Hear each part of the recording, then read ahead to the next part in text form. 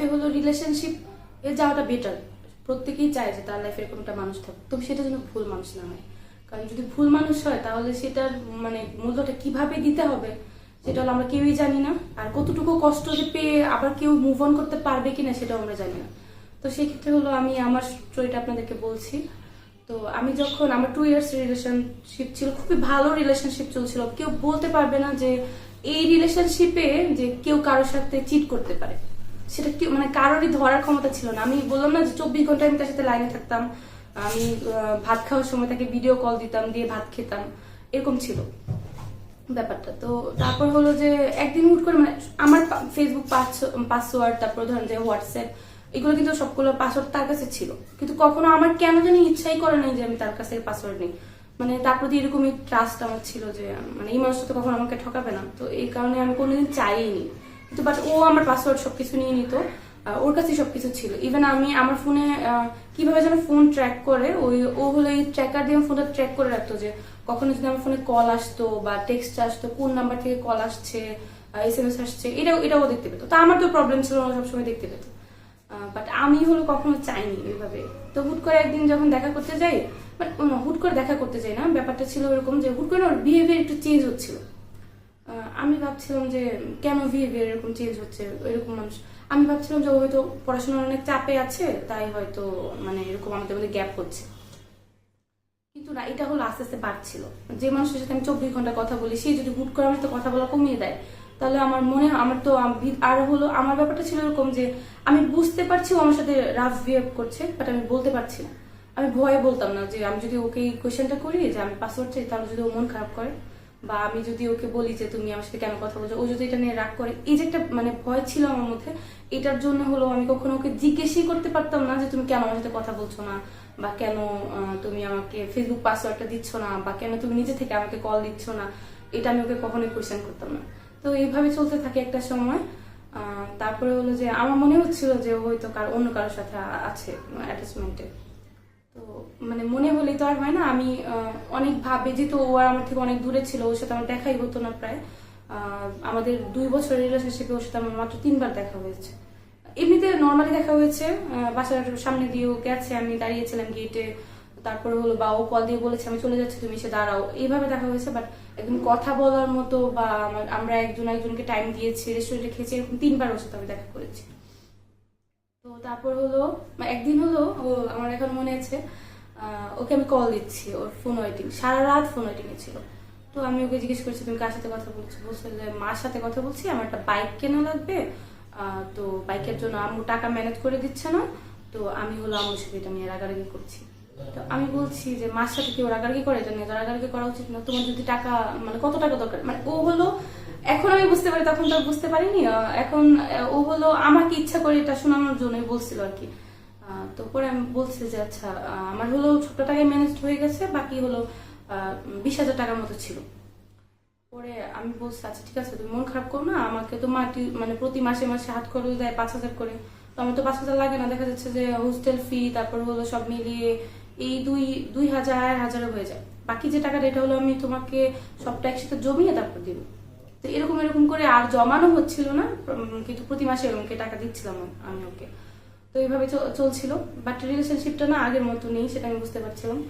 তো হুট করে একদিন ওর ফেসবুক পাসওয়ার্ডটা আমি চাই, মানে নিজের ভয় ভেঙেই আমি চাচ্ছিলাম যে ও আমাকে ফেসবুক পাসওয়ার্ডটা দিক। তো আমি চাইলাম যে তোমার ফেসবুক পাসওয়ার্ডটা কেমন একটু দিবা, বলছো যে আমার তো এরকম কিছু নাই যে তুমি ফেসবুক পাসওয়ার্ড নিবা। তো আমি বলছি যে আমার তো তেমন কিছু নাই, বাট তুমি তো ঠিকই নিয়ে রাখছো। তো এটা বলাতে মানে একটু রাগই করছে, রাগ করার পরে ও পাসওয়ার্ডটা আমাকে দেয়। দেওয়ার পরে আমি জাস্ট ওই দিন রাতে আমি সারা রাত ঘুমাইনি। আমি জাস্ট মানে আমার যেহেতু আমার রিলেশনশিপে একটু গ্যাপ পড়ে গেছে, গ্যাপটা কেন, এই সন্দেহটা আসলে আমার মনের মধ্যে ছিল। তো সেই কারণে হলো আমি সারা রাত ধরে ওর টেক্সট গুলো ঘাটাঘাটি করি, ওর ফ্রেন্ডদের টেক্সট, তারপর হলো আরো যাদের সাথে টেক্সট ছিল ওদের। তো ফ্রেন্ডের সাথে যখন আমি টেক্সট গুলো মানে চেক করছিলাম, তখন হলো একটা ফ্রেন্ডকে ও একটা মেয়ের ছবি পাঠিয়ে বলছে তোর ভাবি, কিন্তু মেয়েটা কিন্তু আমি না। তো সেই ক্ষেত্রে আমি একটু অবাক হই যে তোর ভাবি বলতে ও কি মানে ওরও ভাবি এরকম বুঝিয়েছে নাকি ওর গার্লফ্রেন্ড। তো টেক্সট গুলো চেক করে আমি যতটুকু বুঝলাম যে ওটাও ওর আরেকটা গার্লফ্রেন্ড ছিল।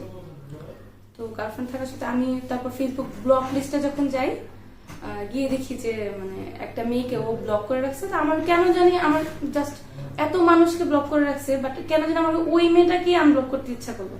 তো আমি ওই মেয়েটাকে আনব্লক করলাম, করার পরে সাথে সাথে ওই মেয়ে আমাকে টেক্সট করছে ওর আইডি থেকে যে কি ব্যাপার তুমি আমাকে ব্লক কেন করছো। তো আমি জিজ্ঞেস করছি আপনি কে, পরে বলছে যে আপনি কে। আমি বলছি আমি তোর গার্লফ্রেন্ড। তো ও বলতেছে আমিও তোর গার্লফ্রেন্ড। তো আমি বলছি আপু মজা করেন না, আসলে আমি সত্যি ওর গার্লফ্রেন্ড। আপনি কে বলছেন আমি আসলে বুঝতে পারছি না। পরে বলছে দেখো আমি জানি না ও তোমার সাথে মানে চিট করছে, আমি এটা বুঝতে পারতেছি, বাট কতদিনের রিলেশন তোমার। আমি বলছি আপু 2 years প্লাস হবে। পরে বলছে আমার সাথে 10 years plus relation, school life থেকেও আমি ওর সাথে রিলেশনশিপে আছি। আমাকে রেখেও বারবার কয়েকবার এরকম মেয়েদের সাথে এরকম করেছে, বাট শেষ পর্যন্ত আমার কাছে ফিরে এসেছে। তোমার সাথে হয়তো দুষ্টামি করেছে কয়েকদিন, এটা ঠিক হয়ে যাবে, দেখবে যে আবার ওই নিজে থেকে তোমাকে বলবো।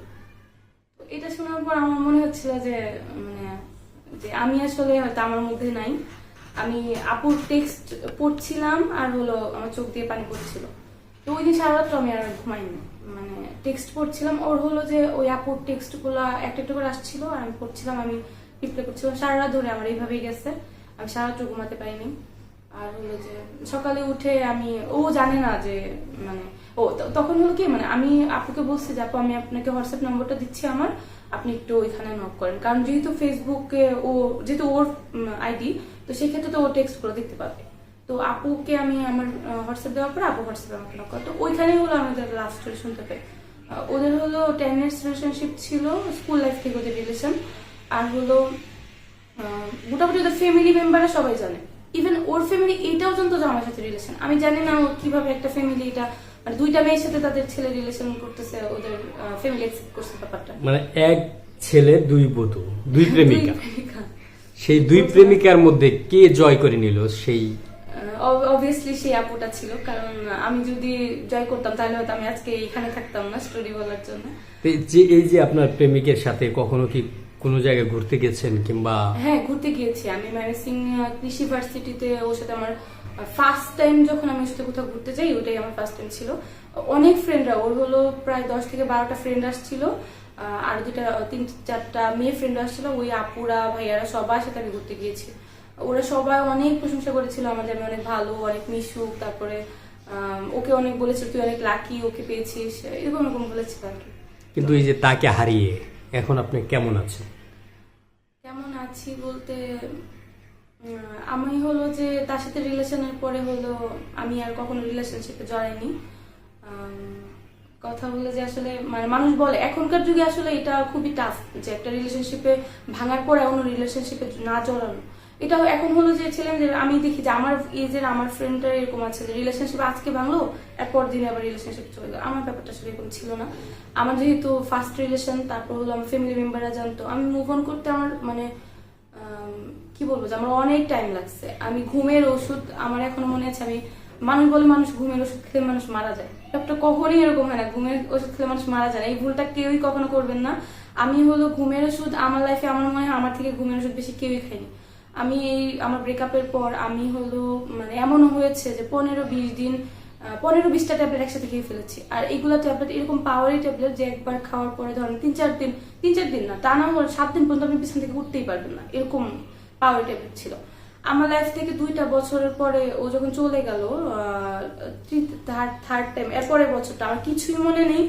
মানে আমি এই পরিমাণে আসক্ত ছিলাম ঘুমের ট্যাবলেটে যে আমার কিছুই মনে নেই। ওই লাইফে আমি মানে ওই 1 বছর আমি কি করেছি, আমি কি এক্সাম দিয়েছি, ইভেন আমার ফ্যামিলি মেম্বারদের মধ্যে কি কি কাহিনী হয়েছে আমার কিছুই মনে নেই। আমি ওই মানে এরকমই আসক্ত ছিলাম ওইটাতে।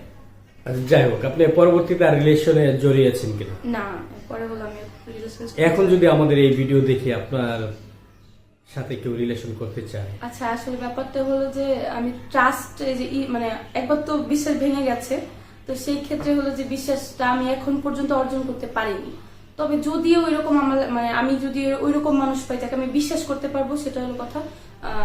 এখন আসলে টাকা পয়সা দেখে এখনো সময় তো আসলে মূলত রিলেশনশিপটা হয় টাকা পয়সা তো সবকিছু দেখে, কিন্তু কথা হলো আমি যদি ট্রাস্টটা খুঁজে পাই, বিশ্বাসটা যদি কারোর মধ্যে খুঁজে পাই, তার যদি টাকা পয়সা কম হয় আমার প্রবলেম নেই, কিন্তু ট্রাস্ট ইস্যুটা আমার কাছে অনেক বেশি আর অনেক বড়।